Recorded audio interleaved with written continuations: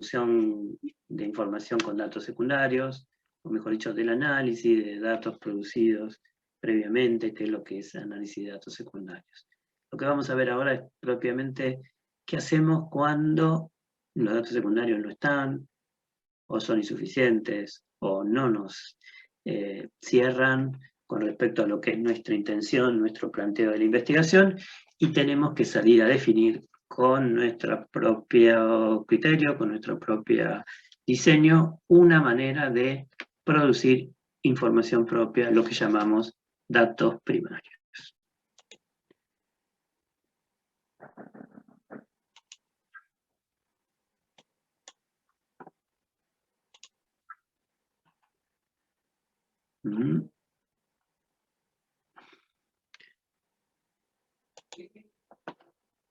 Bueno, ¿se alcanza a ver la presentación? Sí, ¿no? Sí, profe. Bien. A ver si... Bueno, entonces el tema de esta parte es investigación con datos primarios.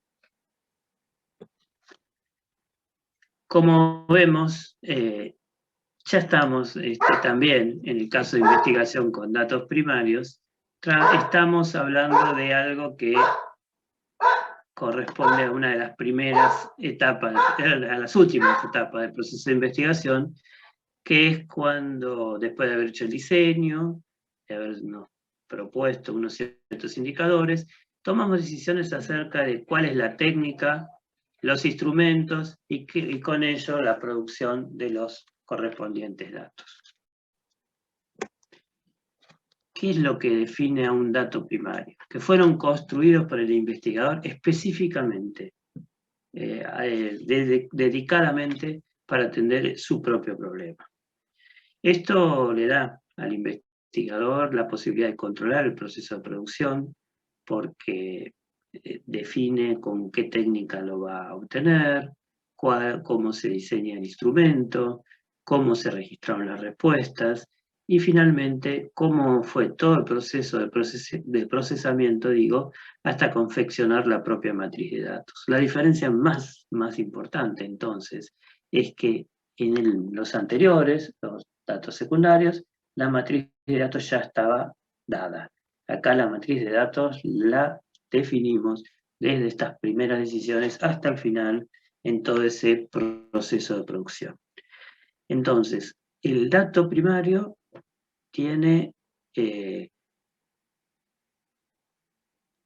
todo lo que definimos como construcción, especificación del propio autor, del propio investigador, y no son en ningún caso informaciones previas.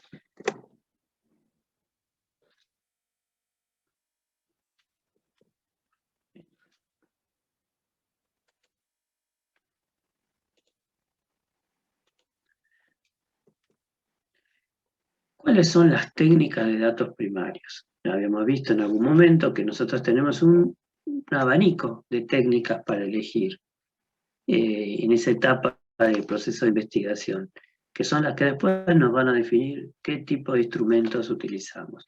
Bueno, para decirlo de una manera relativamente simple y con las técnicas de datos más usuales, tenemos fundamentalmente la observación, la entrevista flexible y la encuesta.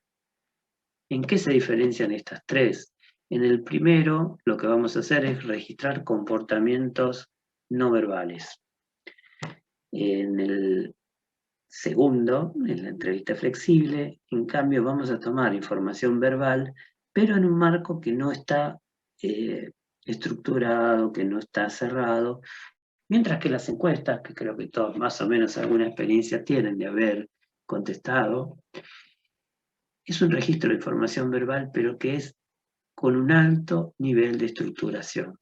Entonces, en este recorrido, en este espectro que va desde la observación hasta la encuesta, es un espectro que va desde lo menos a lo más estructurado, desde lo más espontáneo a lo más artificial. Este recorrido también puede ser asociado con de lo más veraz a lo más o lo menos veraz. A ver, ¿qué quiero decir cuando digo veracidad? Digo que las respuestas son más auténticas, más genuinas, más sinceras. ¿Quiere decir que en el otro extremo, en la encuesta, nos mienten? No, no. A ver, si nosotros hiciéramos encuestas pensando que nos van a mentir, no haríamos encuestas, porque ¿para qué quiero tener una encuesta que me miente? En cambio, lo que sí podemos decir es que hay que tener un cierto cuidado de cuándo, cómo y qué se pregunta en una encuesta, porque el tipo de relación que se establece con el encuestado hace que siempre haya alguna desconfianza. Y esa desconfianza puede afectar la sinceridad, la espontaneidad y finalmente también el carácter verdadero de las respuestas. No van a ser a veces flagrantes mentiras, pero pueden llegar a ser medias verdades. Bueno, entonces, en este arco que va de lo menos a lo más estructurado, también podemos reconocer que en las menos estructuradas nosotros tenemos la mayor sinceridad, podemos decir, pero también mayor dificultad. No todo es observable, no todo es traducible en términos de conductas o de movimientos. Si lo que a mí me interesara estudiar lo pudiera ver por cómo la gente se mueve, por cómo la gente camina, por cómo la gente actúa, ciertamente es mucho más auténtico, mucho más sincero cualquiera de esos comportamientos que lo que alguien dice o que lo que alguien cuenta. Mismo en la entrevista, que no tiene la artificialidad de la encuesta, nos pasa, que a veces el relato de lo que alguien hizo no coincide con lo que hizo. ¿Y qué diferencia hay entre el relato y lo que alguien hizo? Y la diferencia tiene que ver con que cuando uno actúa, actúa, y cuando uno dice lo que hizo, está pasando por la razón, pasando por el cerebro, para construir un relato. Y entonces, en ese pasaje, digamos así, hay una parte de inhibición, hay otra parte de vergüenza, hay otra parte de deber ser. Entonces, por cualquiera de esas cuestiones, hace que el relato de lo que se hizo puede tener omisiones, alteraciones, exageraciones con respecto a las acciones propiamente dichas. Entonces siempre va a ser mejor ver que escuchar a alguien que diga qué es lo que hace. Ver a alguien lo que hace, quiero decir, que escuchar que nos diga qué es lo que hace. Pero claro, no siempre podemos ver. A veces no podemos ver porque se trata de algo que pasó en el pasado. A veces no podemos ver porque es algo que se produce en una esfera íntima. A veces no podemos ver porque no es un proceso externo, es un proceso interno. Por ejemplo, ¿cómo hago para ver una opinión? ¿Cómo hago para ver una expectativa? ¿Cómo hago para ver una valoración que alguien haga de una política económica, por ejemplo? Las opiniones, las valoraciones, las expectativas, todas esas son procesos mentales, que no los vemos, no tenemos la capacidad de leer la mente.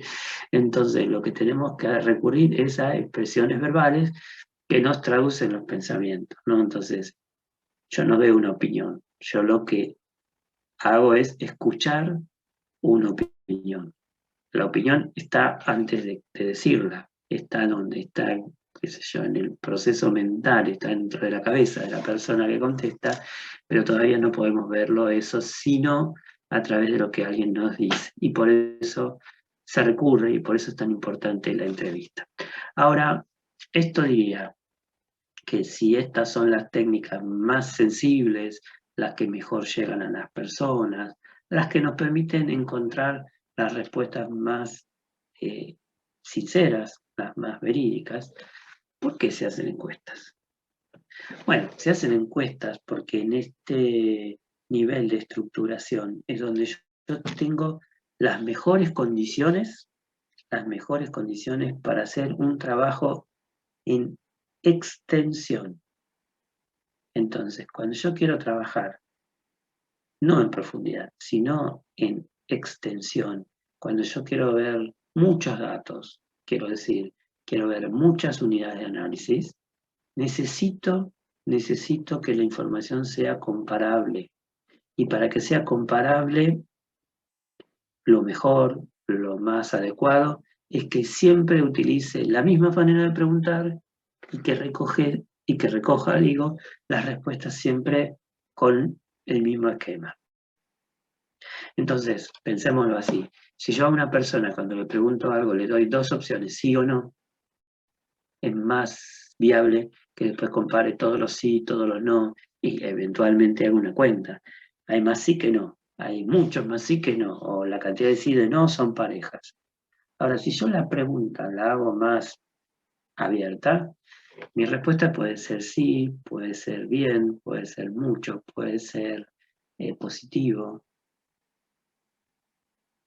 Todos esos son ejemplos de cosas que las podría tratar juntas, ¿no? Sí, positivo, bien, suficiente, mucho.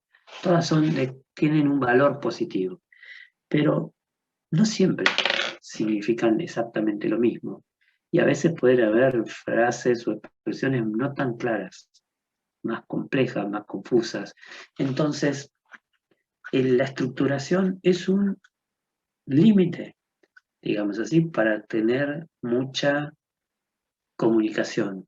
Es un límite para llegar a lo más profundo, pero es la herramienta más adecuada para llegar a algo masivo. Es la herramienta más adecuada para investigar de manera cuantitativa. Entonces, si cualquiera de ustedes se acuerda del último censo de población, no le hicieron una observación. Si se acuerdan del último censo de población, no vinieron y hicieron una entrevista flexible.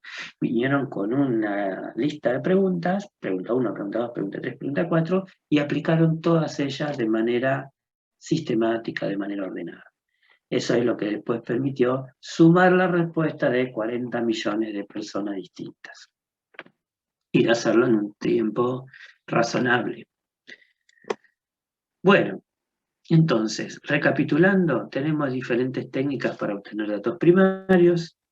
Se diferencian, lo vamos a ver a continuación, porque cada una tiene su propia manera de materializarlo, sus propios instrumentos. También, como decíamos recién, tienen diferentes niveles de flexibilidad.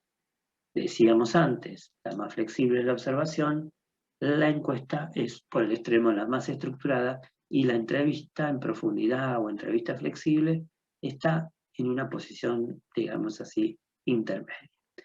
Los instrumentos flexibles, como la observación, incluso como la entrevista, son los adecuados para estrategias cualitativas, cuando queremos ver un tema de manera exploratoria, mientras que, como dábamos el ejemplo del censo, las encuestas, que es un instrumento estructurado, es la que mejor se lleva con estrategias cuantitativas y ciertamente para llegar a investigaciones de carácter explicativo y podríamos agregar también cierta forma descriptiva que muchas veces tiene que ver con la cuantificación y con la estadística. Bueno, vayamos entonces de a una de estas técnicas a verlas en particular. ¿Qué tienen de características? ¿Qué formas se plantean? ¿Qué instrumentos tienen? Y de esa manera hacer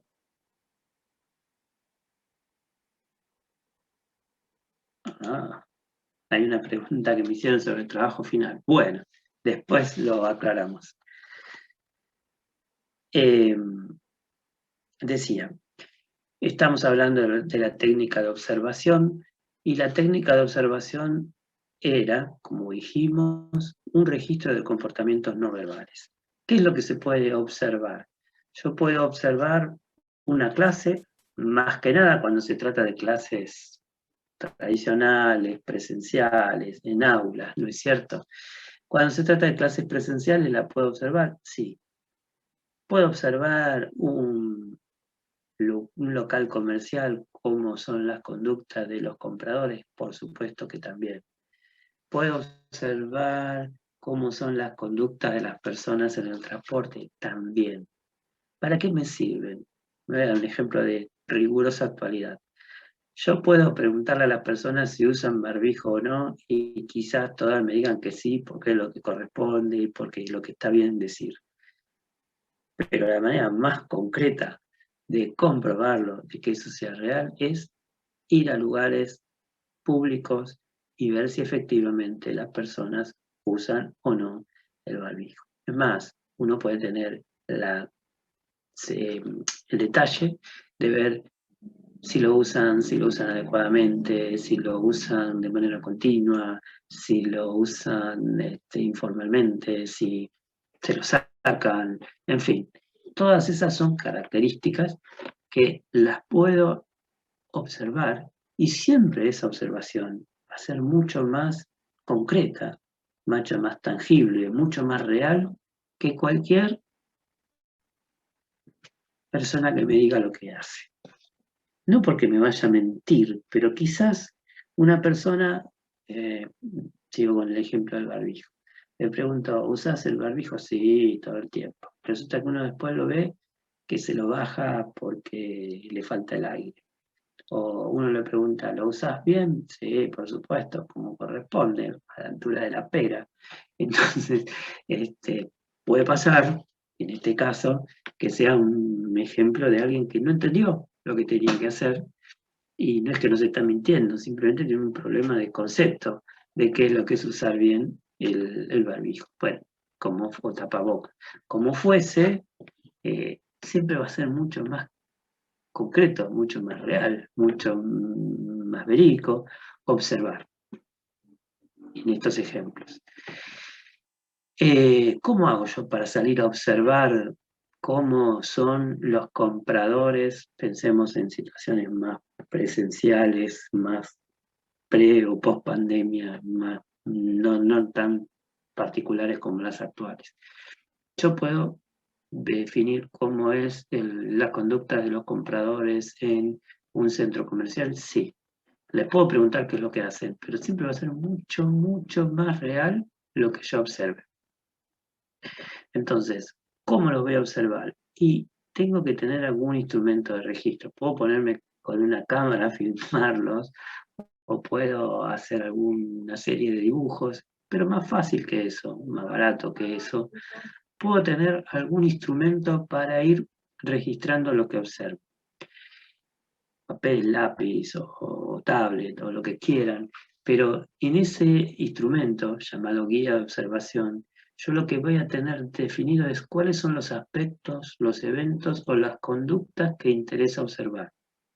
Por ejemplo, voy a observar si el comprador está mucho tiempo en el local o está poco tiempo, si en el tiempo que está hace muchas preguntas o no hace preguntas, si el comprador elige afuera y compra adentro, o elige adentro y compra, o puedo ver también si entra en varios locales distintos para finalmente terminar concretando una compra. Digo, hay distintos perfiles de compradores, hay distintas conductas de compra, y todo eso se ve mejor que nunca a través de un registro de observación.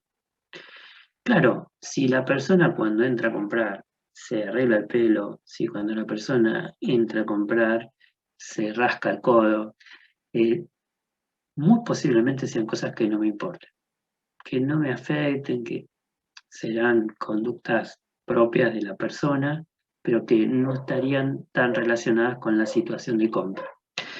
Por eso digo, hay aspectos, eventos o conductas que para este tema pueden no ser relevantes. Sin embargo, si hay algo que tiene esta técnica, la guía de la observación y sus propias guías, es que tienen siempre un margen muy importante para lo que no estaba previsto. Quizás la persona que se arregla el pelo lo hace justo antes de comprar y lo hace, o de tomar la decisión de comprar, y es porque ella arreglarse el pelo es una manera de manejar la ansiedad en el momento de tomar la decisión de hacer la compra. Bueno, entonces no es tan irrelevante ver cómo esa persona maneja los gestos con respecto a su pelo. Y después que se rasque el codo, no, puede que no tenga nada, pero nada que ver con las compras. Pero como sea, cuando se aplican observaciones, lo que hay es siempre un margen importante, siempre hay un margen importante para ver si esas conductas finalmente tienen o no algún sentido, tienen alguna relación con lo que a nosotros nos interesa estudiar. Y esto es así, porque nosotros estamos explorando, como habíamos dicho hace un ratito, y cuando nosotros exploramos, no tenemos tan claro qué es lo que influye y qué es lo que no. Si tuviéramos muy claro lo que influye y lo que no, iríamos o a una observación muy estructurada, o quizás pasaríamos a otro tipo de observaciones u otro tipo de técnicas para acercarnos a la situación. ¿Qué tengo que tener previsto a la hora de hacer una observación? Tengo que establecer y definir las unidades de observación y las categorías de observación. Por ejemplo, me interesan los compradores o los compradores y los vendedores, o los compradores, los vendedores y los acompañantes de los compradores. Si tengo que definir toda la situación de compra, posiblemente no sea tan menor el tema de si el comprador está acompañado, cómo interactúa con el acompañante, y por supuesto, la interacción que va a tener con el vendedor es un tema relevante. ¿Qué tipo de categorías quiero observar? Bueno, quizás los compradores más compulsivos o los compradores más decididos frente a los compradores más remisos o más dubitativos, o los que tardan más, o los que tienen una decisión tomada a partir de muchas instancias de intercambio con el vendedor. Tengo que escoger el lugar donde observo. Bueno, claro, si observo afuera voy a ver una parte del proceso. Si observo adentro voy a ver la otra parte del proceso. Quizás en este ejemplo tenga que pensar tanto en el adentro como en el afuera y buscar una posición que me permita ver tanto uno como el otro. O sea, ver el momento donde el comprador está en la vidriera o frente a la vidriera, y el momento donde el comprador está dentro del local.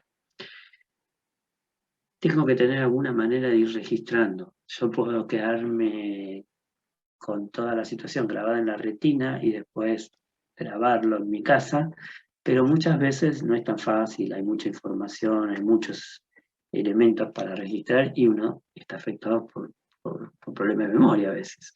Entonces es importante tener preparadas algunas hojas de codificación para ir registrando esos resultados. Después, por supuesto, hay un proceso de reconstrucción, de relación, de resignificación de lo que se observó, que es fuera del terreno cuando uno está más tranquilo observando las propias notas de campo. Pero las notas de campo son importantes porque a veces hay mucho que registrar y no se puede confiar todo en la memoria. ¿Qué diferentes técnicas de observación o tipos de observación podemos encontrar? Bueno, esto tiene que ver, por un lado, con posición del observador. Y acá cuando digo posición del observador no tiene que ver si es adentro o afuera del local, si es en un shopping o es en un centro comercial a cielo abierto, sino cuál es la predisposición, la actitud que va a tener el observador, porque el observador puede situarse como un participante o como un no participante. Por ejemplo, si el observador actúa como un comprador más en un centro comercial, va a tener una actuación participante, esto es, se va a comportar como un comprador más, va a recorrer los pasillos y mirar las vidrieras como un comprador más, va a entrar a los locales como un comprador más y tendrá que tener una actitud propia de un comprador. Por ejemplo, podrá comprar o no comprar, pero tendrá que interactuar con el vendedor, tendrá que jugar el papel del comprador. Quizás sabe que no está comprando, que está observando, y entonces entra a muchos locales y no compra nunca, ¿sí? Puede ser, es una posibilidad, y lo hace solo para estar más cerca de lo que están comprando en esa ocasión. Como sea, ese es un observador participante. Pero uno Profe, puede ser, sí, y si está muy involucrado el observador, puede sesgar la investigación. sí, sí, ahora lo vemos un poquito más. Dale, sí, buena pregunta. El observador puede ser no participante. ¿Qué quiere decir? Y que puede estar en un rol de exagerando con un cartel que diga observador. Si uno va a un lugar con un cartel que dice observador, claramente está fuera de la escena, no se espera ni que venda, ni que compre, ni que acompañe a alguien que compra, y entonces es un extraño, es un mero observador. En general, para las observaciones, es mucho más conveniente un rol participante que uno no participante. Si yo voy con un uniforme de observador, con un cartel de observador, no solamente me va a quitar empatía con los demás, sino que posiblemente afecte las conductas de los demás. Entonces, si el otro que está comprando ve que alguien le observa, quizás se decide más rápido o pregunta menos o no quiere entrar a comprar o cambia su actitud, cambia su conducta. Y entonces eso es muy nocivo, porque lo que quería hacer era observar una situación real, no una situación alterada por un observador. El ser un observador participante tiene algunos inconvenientes. El primero, más que el involucrarse, que era la pregunta que ahora vamos a llegar, el primero es que si tiene un rol muy complejo, puede ser que por seguir el rol de la participación se pierda del observar algo. Entonces, si yo para pasar como un comprador más tengo que entrar y hablar con el vendedor y preguntarle cosas y quedarme un rato en el local, ¿sí? Eso puede ser que a mí me quite concentración, me quite posibilidad de observar lo que está haciendo el otro comprador. Entonces, en algún punto me está alterando o debilitando mi capacidad de registrar. Es un problema. Cuando uno participa, participa y observa desde adentro y observa desde cerca, pero como también tiene que actuar, a veces ese rol lo compromete y le quita tiempo, atención, concentración para el registro. Ni hablar de que mientras está comprando no va a estar con una planillita registrando lo que observa, sino que lo hará a la salida si es que es un observador participante. Involucrarse, esa era la pregunta. Sí, puede involucrarse el observador, pero, a ver, en general la técnica de observación uno trata de entender de la mejor manera a los demás y entonces ese involucrarse diría que es bueno, o sea, que es positivo. Si yo mm, tuviese que ir a un mercado en un país del norte africano y ver un mercado en la vía pública y tuviera que entender lo que hacen y lo que no hacen, seguramente tendría muchas dificultades para entender desde el idioma, las costumbres, el tipo de productos que compran, en fin, estaría afuera. Entonces, estar afuera quizás me perdería muchas cosas, el sentido de muchas interacciones, desde no entender el idioma hasta no entender los códigos que hay en el intercambio entre dos personas. Entonces, involucrarse en ese sentido está bien, es importante. tiene que ver, sobre todo, con que la técnica de observación se hace en el marco de una estrategia cualitativa, donde ahí la identificación es muy importante, porque es importante entrar en el rol o en la conducta o en el estilo de los personajes. ¿En qué momento ese involucrarse mucho puede ser negativo? Me quedé pensando, ¿no? Y si uno se involucra tanto que deja de observar el conjunto de la situación porque se está metiendo tanto en su propio personaje, por decir, y la verdad que pierde perspectiva, pierde panorama. Uno como observador lo que tiene que tratar de tener es una mirada más bien de todo el escenario. Entonces, si uno va a comprar y lo hace para mirar cómo comprar los demás, pero se enfrasca tanto en su propia compra que no mira nada, y es un involucramiento negativo, pero porque uno se involucró mucho con su propio rol, ah, restando capacidad de mirar las conductas de los demás. Tiene que ver con esto de los participantes, de los no participantes, tiene que ver con lo de entender y lo de escribir. La verdad es que la observación mejor hecha es la que mejor entiende al escenario, pero que la que también a la vez mejor lo describe. Entonces tiene que tener la cercanía para entender y la distancia para poder observar. Un equilibrio, digamos. También las observaciones pueden ser diferentes de acuerdo al marco en el que se plantean. Algunas son en un ambiente, entre comillas, natural y otras son en un ambiente artificial. Entonces, las observaciones que se producen en un ambiente natural no requieren muchas gestiones, no requieren permisos, no requieren declaraciones del para qué y del cómo. Entonces, si yo, por ejemplo, estoy observando las conductas de los compradores y me comporto como un comprador más, estoy produciendo una observación dentro de un ambiente natural, porque yo, incluso, piénsenlo así, yo puedo ir a hacer una observación y de repente encuentro algo que a mí me interesa y me lo compre porque a mí me interesa. No estaría haciendo la conducta más adecuada porque estoy como afectando mi atención a lo que quería hacer, pero Claro, porque pasás a ser el investigador a ser un hacer un número actor más. más.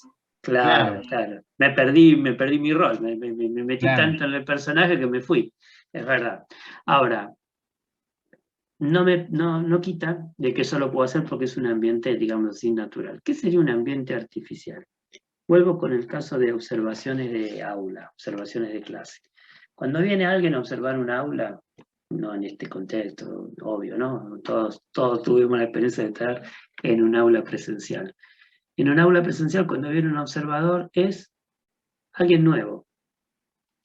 Entonces, a menos que sea un estudiante incógnito que se pase todos los cuatrimestres, todo el cuatrimestre, quiero decir, yendo a todas las clases, es alguien que quizás está estudiando para ser profesor, que quizás está haciendo una práctica pedagógica, una práctica docente, y entonces lo que hace es tramita un permiso, le avisa al profesor, el profesor está avisado, seguramente el profesor lo presenta a los alumnos, y esa persona es un observador en un ambiente que es decididamente artificial.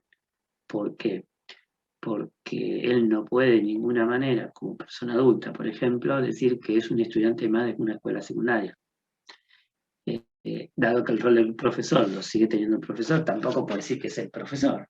Entonces, ¿quién es esa persona? Y esa persona es evidentemente es un no participante que, que se mete en un ambiente donde cualquier persona nueva llama la atención. Digo, la escuela es el ejemplo más característico de una observación en un ambiente que es sumamente artificial. Quiero decir, en un aula yo tengo la lista de todos los alumnos, si es en una escuela primaria o secundaria, tengo un libro que me dice quién tiene que estar en ese horario, o sea, quién es el docente. Entonces es la hora de matemáticas, espero que esté el profesor de matemáticas y los alumnos de la clase de matemáticas, y la lista de lo que tiene que estar ahí es una lista definida, no es que puede entrar cualquiera, y si entra un observador tiene que tramitar un permiso, y todo eso es muy distinto, ciertamente muy distinto, de todo lo que contábamos de la observación en un centro comercial, que la podemos llamar una observación natural. Claro, cuando hablamos de natural y de artificial, no estamos hablando de que estoy observando en la selva del Amazonas o que estoy Pro- observando en la ciudad de Buenos Aires, ¿no? Sí, Profe, en el libro da un ejemplo bastante gráfico de que era una sala muy ambientada, con gente que bueno, que trae, no sé, creo que hacen con referencia a un aula, está todo ambientado y ellos están detrás de vidrios oscuros observando y claro, dicen es artificial. claro, claro, es una situación creada para ser observada. Porque en un Ok, aula normal vos no tenés vidrios oscuros. Entonces te tienen claro. que llevar a una clase en un lugar preparado con vidrios oscuros. Sí, puede que no te avisen y que entonces vos creas que, bueno, casualmente vinimos a una clase acá y me comporto de la manera Claro, más sí, normal posible. hace referencia a eso también. Claro, el problema es que si yo voy a un lugar donde me dicen, venís acá a dar una clase o asistir a una clase porque atrás de ese vidrio, ¿ves ese vidrio atrás? Hay alguien que te está observando. Ahora portate como siempre. Y es difícil, es difícil. Y- Es muy probable que eso altere la cualidad de la observación. Pero en general, ¿no? Volviendo al ejemplo de las clases son un proceso bastante artificial, institucional, esa es la, ¿no? claro. Entonces, cada vez que observamos instituciones, y en una institución los roles están definidos, entonces cuando uno entra, ¿a qué viene? No, vengo a observar. ¿Y quién es? Soy tal y tal, vengo con esta carta de autorización, vengo para hacer esto, tal y cual. Bueno, es posible, pero no es... eh, Pero ya es muy estructurada. No sé si es tan es, artificial. es natural, no sé si es estructurado. Después hay maneras de conseguir que todo se relaje y que finalmente todos se comporten de una manera lo más normal posible. Yo lo que digo son todos los riesgos. Si yo voy con un cartelito de observador, por ahí me pongo en un costadito y después de un rato largo la gente se olvida de que el observador está y se comporta naturalmente. Puede pasar. Muchas veces pasa en docencia que alguien va a observar una clase y que al principio todos los integrantes de la clase están muy rígidos, pero después de un rato ya está, ya pasó la novedad, vamos, y lo de siempre.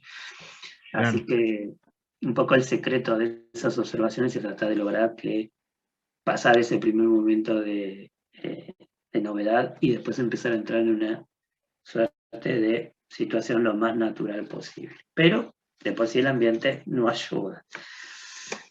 ¿Qué otras técnicas tenemos? Bien, un poquito. Ahí está. Teníamos la técnica de entrevista flexible, una aclaración muy general. A la entrevista flexible también la van a encontrar como entrevista cualitativa o entrevista en profundidad. Como sea, ¿qué tienen en común todas estas? Son contactos entre una persona, el entrevistador, y otra, el entrevistado, que se conectan o se relacionan entre sí para tener una conversación, para tener un intercambio verbal, en donde la información verbal se registra de una manera lo más flexible posible, justamente no estructurada. Para pensarlo, es como si yo trato de tener una conversación normal con una persona y aprovechar esa conversación normal para tomarla como elemento de mi investigación. En esa entrevista, si hay un instrumento, se llama la guía de entrevista. La guía de entrevista no es una encuesta, quiero decir, no es una lista que esté formateada de manera rígida, no es que están cerrados, voy a preguntar esto y esto no, y tampoco la, eh, la guía esa es como el centro de la conversación. ¿Por qué? Porque la idea es que se trata de que una entrevista reproduzca la situación de dos personas más o menos amigos entre sí, o más o menos con afinidad entre sí, tengan un intercambio verbal. Cuando yo hablo con mis amigos, supongo que ustedes también, yo no tengo ninguna lista de temas, tampoco digo, no, esto te lo voy a contestar después, tampoco tengo un papel para leer lo que tengo que decir. Por el contrario, es todo mucho más distendido, es todo mucho más flexible, es todo, como dice ahí, no estructurado. ¿Son como Ahora, sondeos, profe? ¿perdón? ¿Serían como sondeos a grandes rasgos? No, no sé si la palabra es sondeo, porque sondeo se usa también para las encuestas, no sé. No, sí, sería a ver, es acercarse a un tema, tiene un carácter exploratorio, si esa es la idea de sondeo, sí, pero volviendo y quedándonos un ratito más con el tema de la forma, es una forma distendida, esa es la palabra, ¿no? Entonces, ¿qué es lo que trato de que esa conversación produzca? Confianza. Tiene que haber una relación donde, bueno, se entiendan las personas, ¿no? Que haya una comunicación clara y con algún grado de precisión, pero sobre todo que haya fluidez, que haya un ida y vuelta, que haya un reconocimiento del otro. Esto que se llama rapport y que ahora lo vamos a ver un poquito más adelante con un poco de detalle, pero que es esta posibilidad de que el entrevistador y entrevistado se registren, se entiendan, se comuniquen de la mejor manera posible. Entonces, la guía, que es el instrumento para llevar a cabo la entrevista, no es una regla que conspire contra el clima que tiene que tener la entrevista. O sea, tiene que ser un libreto, si esa es la palabra, un guión tremendamente abierto.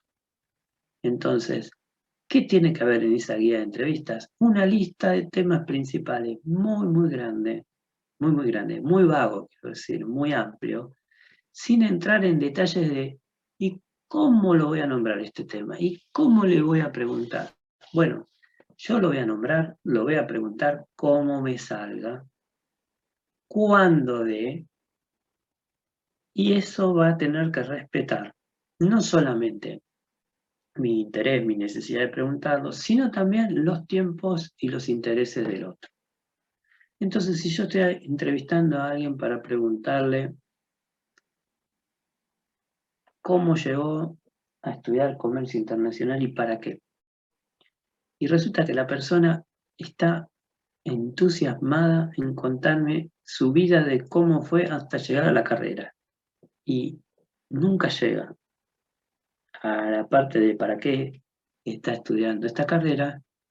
Bueno, el entrevistador tendría que tener paciencia para que en ningún momento lo limite, lo restrinja, lo reprima al otro, porque si es una conversación entre pares, si es una conversación fluida, bueno, tengo que bancarme que al otro este tema se le ocurra plantearlo después de 40 minutos de conversación.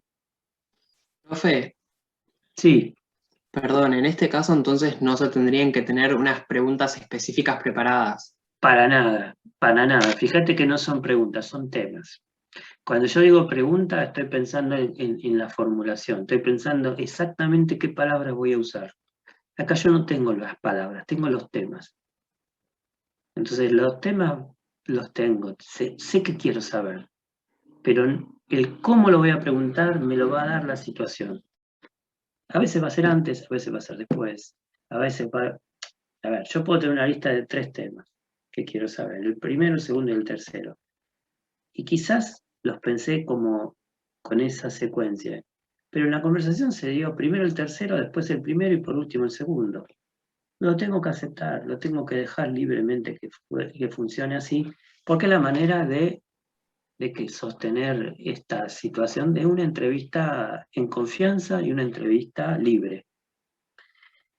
También, como dice ahí, no solo los temas tienen que estar muy amplios, sin detalle, no solo el orden flexible de los temas, sino también las respuestas las tengo que registrar con toda su amplitud.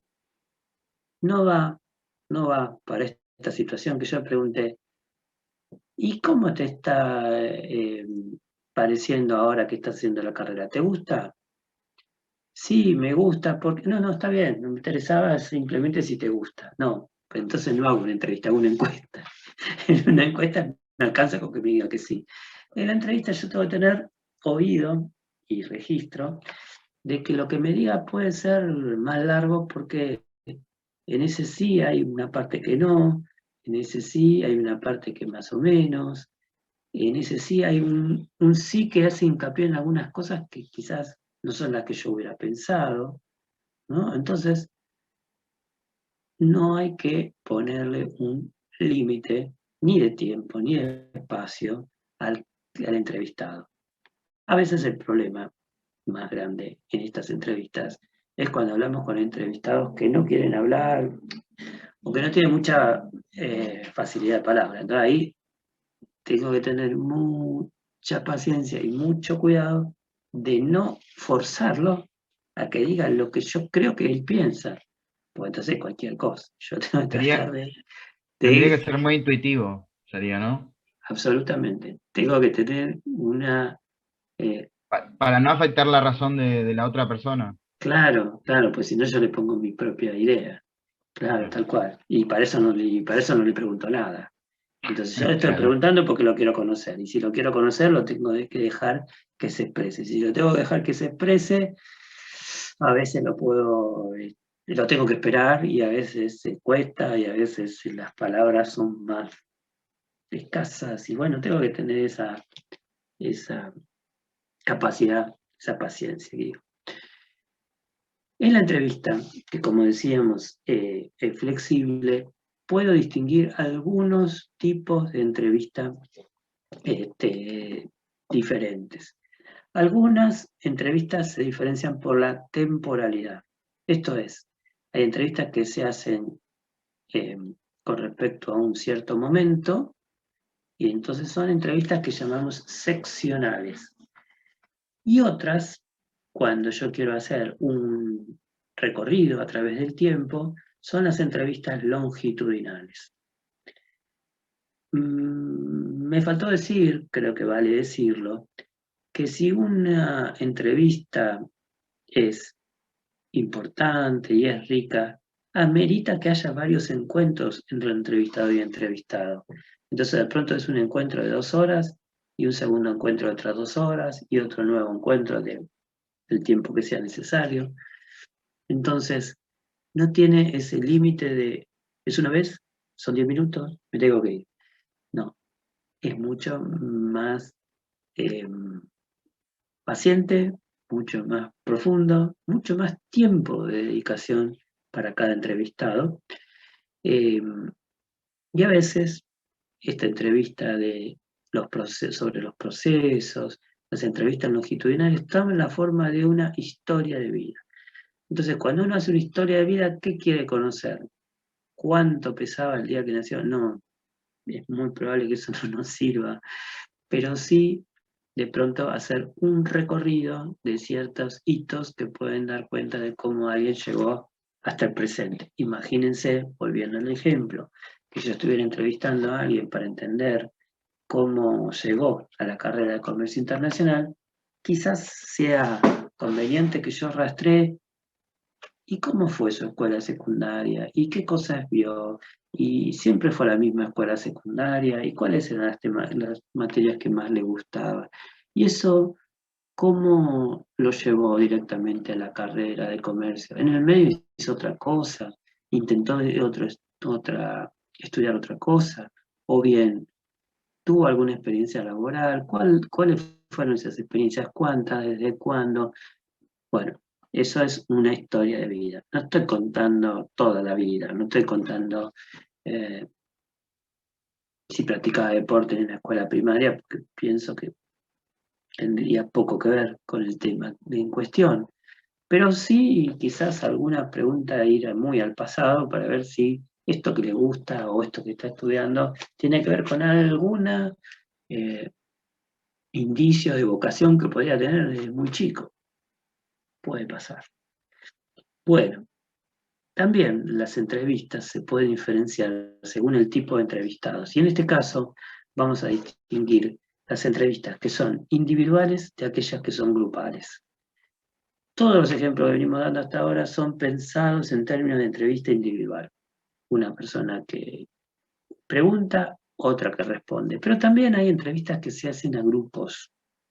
Entonces ahí es el entrevistador a veces anima una dinámica en la cual finalmente los que intercambian comentarios y expresiones y preguntas y respuestas son los mismos entrevistados. Es muy común dentro de lo que es el estudio a través de observación de grupos o entrevista de grupos. Una forma particular de encarar esta entrevista grupal se llama grupos focales, o también lo habrán escuchado como focus group. ¿Qué tienen los focus group?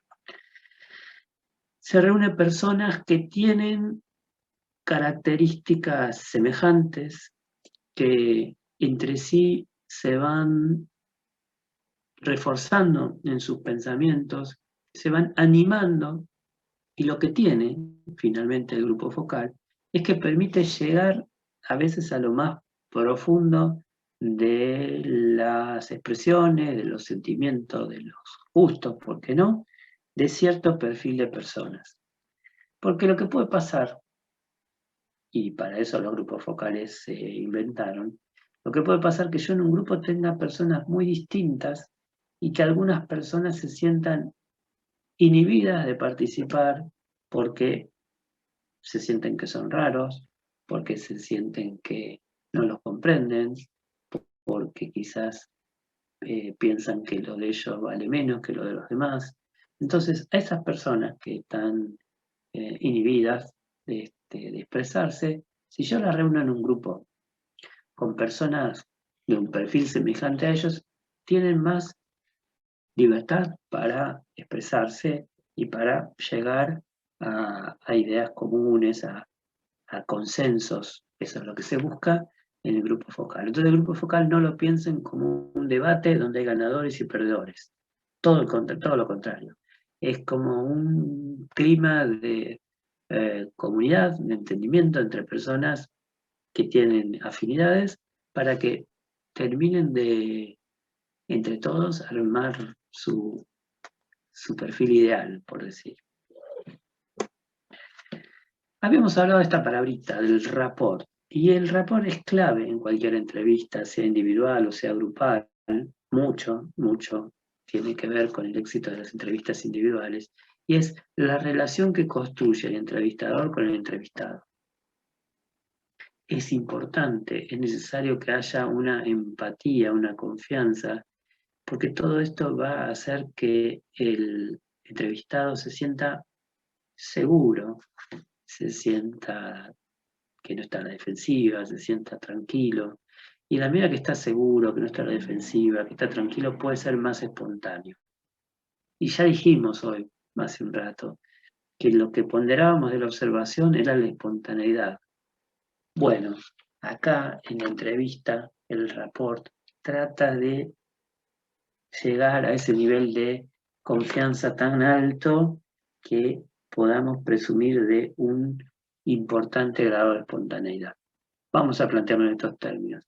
Si el entrevistado es una persona que hace algo que está mal visto en la sociedad, el entrevistador tiene como objetivo, o uno de sus objetivos a la hora de implementar la entrevista, ganar tanta confianza con el entrevistado que el entrevistado pueda contar lo que hizo, aunque esté mal visto, y pueda contarlo con, qué sé yo, con detalles, si se quiere, con sinceridad, sin esconder, sin achicar, sin disimular. Y esto es clave, porque entonces eso funciona casi como una observación. Sí. ¿Sería como el reporte del lado más orgánico de la entrevista? ¿En qué sentido orgánico? Perdón. Y porque habla de empatía, confianza, Ah, espontaneidad. Sí, es un soporte, si querés, psicológico de la Claro, entrevista. más emocional o el lado más, el reporte más emocional de de la entrevista. Claro, pensalo así. En Ok. la entrevista hay una parte que es contenido y una parte que es técnica. El contenido es lo que a mí me importa saber, lo que quiero preguntar, lo que voy a registrar. En este caso, se dice que en una entrevista el instrumento no es solo la guía, sino también el mismo entrevistador. Entonces el entrevistador tiene que ser él una especie de termómetro, si se quiere, de la relación, como si fuera un termostato de una heladera, que tiene que manejar esa temperatura. Entonces tiene que ir llevando la conversación, no hacia lo que él quiere escuchar, pero sí manejando el clima, manejando los temas y manejando las situaciones para que el entrevistado esté cómodo. El entrevistado tiene que estar cómodo. Si el entrevistado empieza a sentir alguna incomodidad, se siente juzgado, se siente cuestionado, ya está, la entrevista se va a pique, porque empieza a defenderse, porque empieza a justificarse, porque empieza a esconder, a alterar, en fin, a inventar, peor de los casos. Bueno, ¿cómo hay un manual del rapport? La verdad que no, yo no lo conozco, es un trabajo bastante artesanal. Sí hay algún par de elementos clave para que ese rapport se pueda reproducir y se pueda sostener. Siempre son mejores los segundos y terceros encuentros que el primero, porque ya se va ganando más soltura, más confianza y salen mejores entrevistas en las segundas y en las terceras oportunidades que en la primera. Entonces, hay que tener la estrategia de saber que una buena entrevista puede no salir de una en la primera, sino que hay que tener preparada la agenda para otras ocasiones. También el lugar donde se hace la entrevista. Si yo lo voy a hacer en un ambiente público, y eso puede estar afectando mucho la confianza del entrevistado. Imagínense si tiene que contar algo que, que está mal visto, bueno, y yo lo cito en una confitería, imagínense en una situación prepandemia. Bueno, la verdad es que el otro, el entrevistado en cuestión, va a tener poca soltura, poca soltura. Convendría que yo lo invite a un lugar más tranquilo, un lugar más privado, un lugar que le dé confianza. Quizás si lo invito a mi casa, no le da tanta confianza. Si logro ir a verlo a la casa de él y no lo juzgo y está cómodo, por ahí de la manera más conveniente. Pues desde ya convendría que esa entrevista fuera, si se trata de un tema personal, en un momento que está solo, si es que vive con otras personas en la vivienda. Bueno, un poco hay que armar también la escena, la situación de la entrevista para que el otro se sienta confianza y se pueda sostener esa fluidez, ese registro y esa reciprocidad que llamamos rapport entre el entrevistador y el entrevistado. No tanto que nos Profe, importa el entrevistador, sino el entrevistado, ¿no? Sí. perdón. ¿Cómo sería lo del trabajo artesanal? En esa parte me perdí un poco. Sí, digo, no hay un manual el buen rapport, o bueno, estamos contando algunas características, pero quiero decir, no es que ah, cuando avancemos un poquito vamos a ver que para la técnica de encuesta hay muchas cosas muy estipuladas, muy definidas, y prácticamente es un trabajo que está muy pautado. En este caso, bueno, cada uno de los entrevistadores irá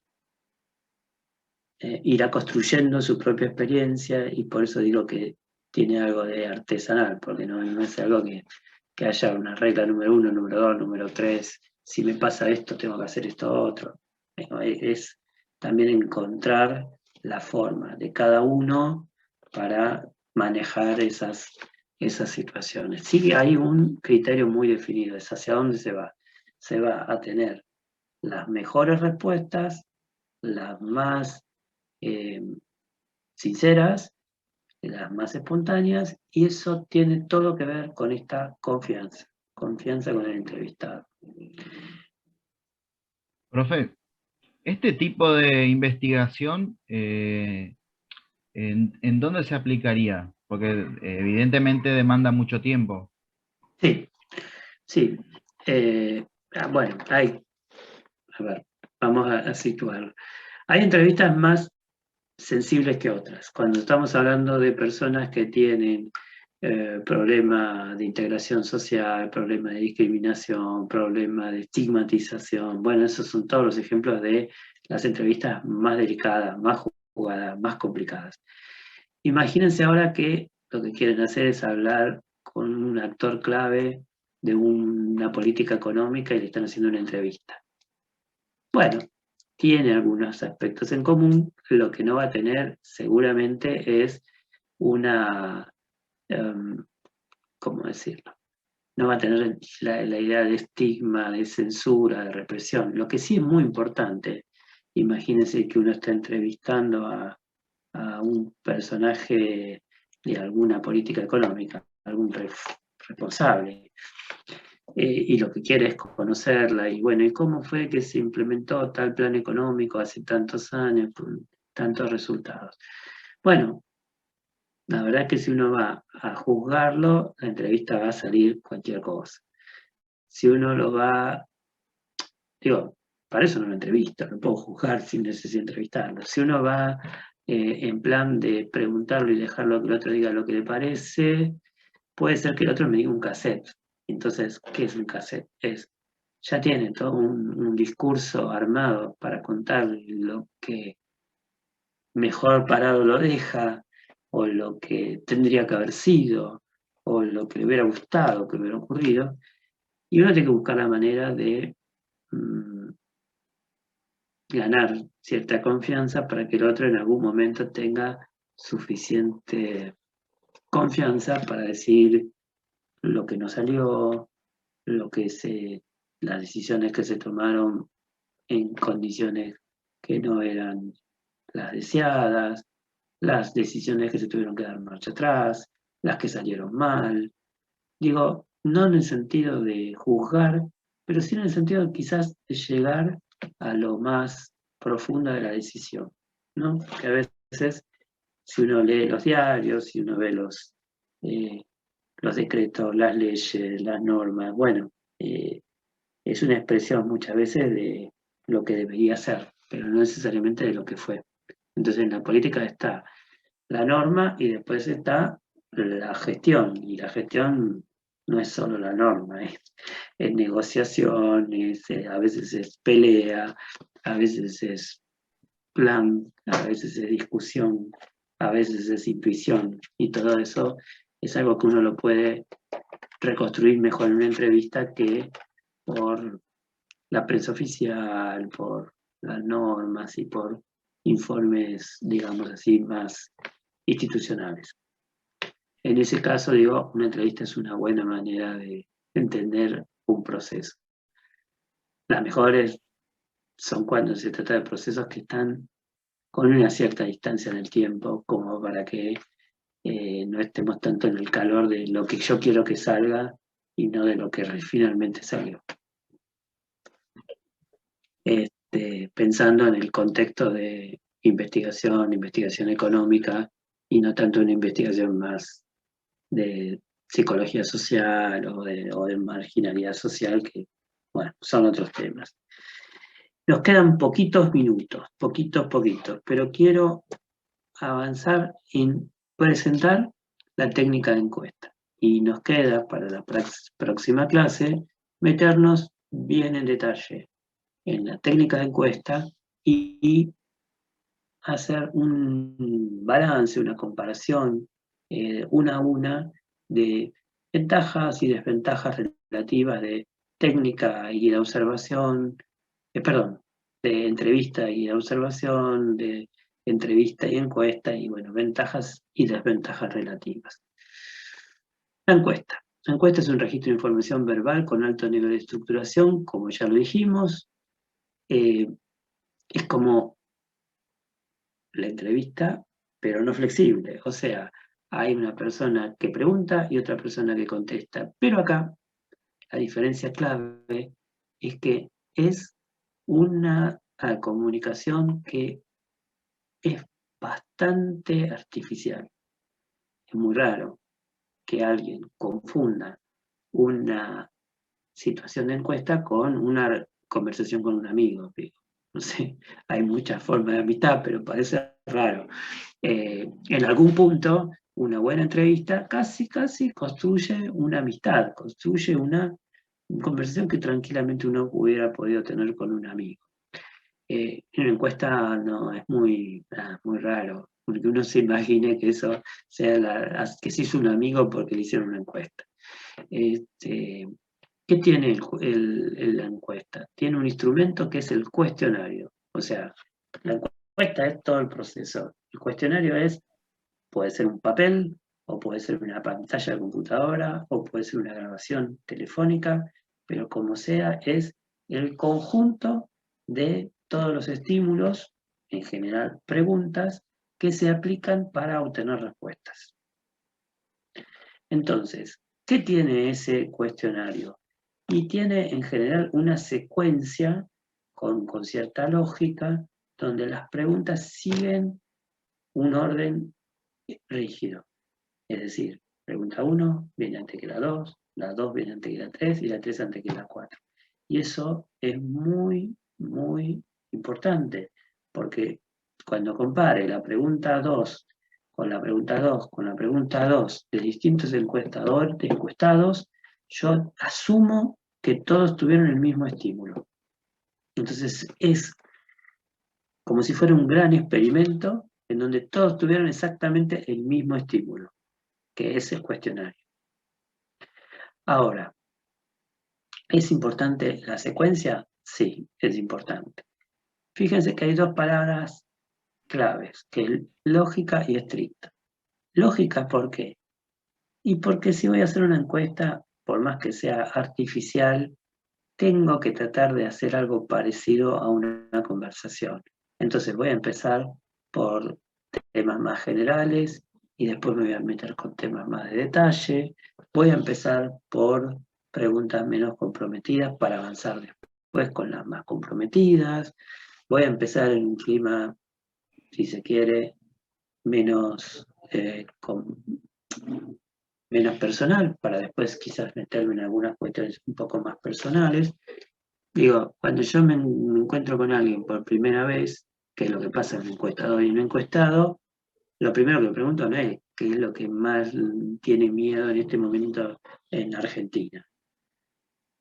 Porque nadie empieza así una relación con alguien. Empieza con, bueno, vos qué es lo que te gusta, vos qué es lo que haces, vos dónde estás, qué cosas te pasaron, qué cosas no te pasaron, qué cosas tendrías interés en que te pasen, y qué cosas tenés miedo que te pasen, y cuál es tu miedo principal. Bueno, digo, es como una secuencia que va siguiendo una cierta lógica desde no te conozco, te pregunto algo más o menos difícil. Pero son datos con mucha estructura. Sí, totalmente, por eso hablamos de estricta, porque como decíamos, está pensado que la pregunta 10 viene después de 9 preguntas y no es chiste, o sea, porque además está pensado que la 11 viene después de la 10 y cómo se mide antes de hacer la encuesta, cómo impacta la 10 en la 11 y la 9 en la 10. Entonces, después no le doy al encuestador y bueno, hacela como te guste. No, Claro, por hay favor, ciertos no. patrones, hay ciertos patrones. Absolutamente, absolutamente. Vos tenés que leer la pregunta en orden, seguir los pases y seguirla toda rigurosamente. Y tiene, fíjense, una regla en cuanto a la duración. La encuesta no puede durar más de 30 minutos.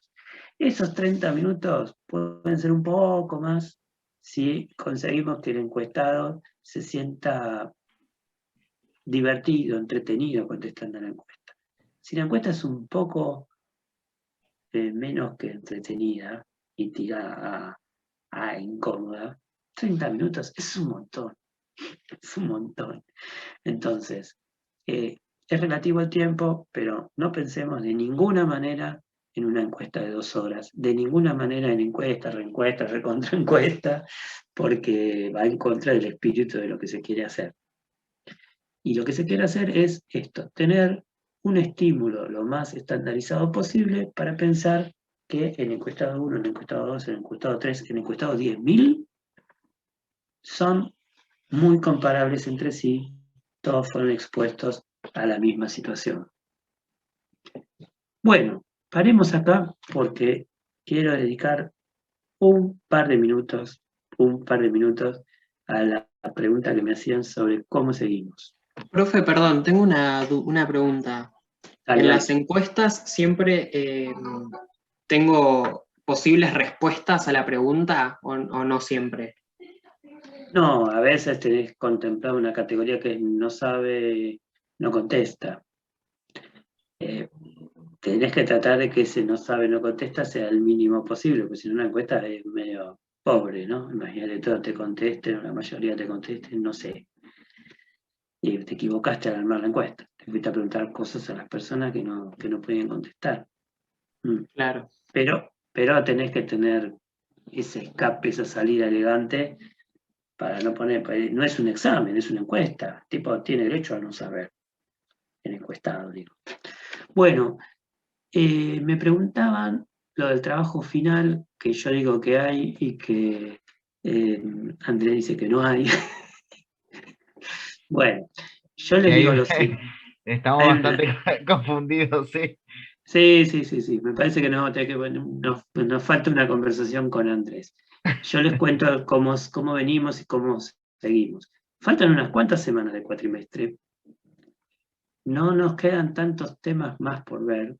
Estamos por la unidad 5 promediando, y lo que nos queda es unidad 5 y unidad 6, no hay mucho más. Entonces, clases propiamente quedan esta, la que viene y una más.